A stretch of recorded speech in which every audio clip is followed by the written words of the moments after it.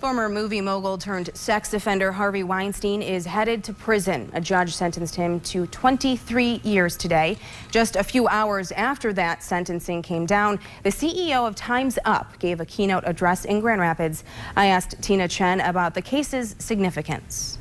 Both the conviction and now the sentencing is the signal to so many other survivors out there that you will be believed, and to prosecutors that you can prosecute these cases and win. Do you think this might be the first step in the right direction, with acknowledging there's a lot more work to be done? Oh, I do think that it is. I think that it has already had an effect on people understanding the nature of these crimes. Because remember, I mean, the defense tried to throw everything at the survivors who were testifying. The fact that they had a relationship with him, the fact that they continued to email him.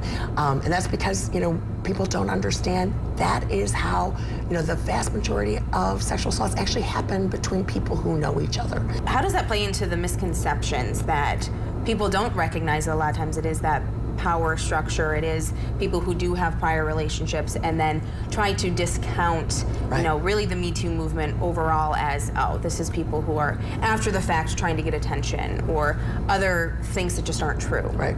Well, I think that's why this is so significant, that in the face of all the arguments that the defense tried to throw at, the prosecution's case, that they were rejected by the jury. The jury saw through them, and also the judge, saw this case for what it was, which was someone who was a serial predator. Because that's the other thing we know about predators, is they don't usually do this once. They're doing it over and over and over again. So every time we don't put one of them away, that person is out there continuing to do this. And when it happens in the workplace, it creates toxic workplace cultures. It causes people to have to leave their jobs because they can't deal with it anymore.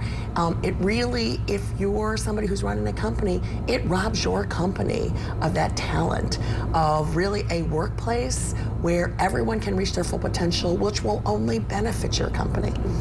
What's your message to people who maybe here in West Michigan are seeing this sentencing today, or seeing your keynote today, and up until this point have had their own experience and have felt like they can't come forward, but maybe they're now finding that courage? What's your message to them? Well, I would say come forward and you can find help.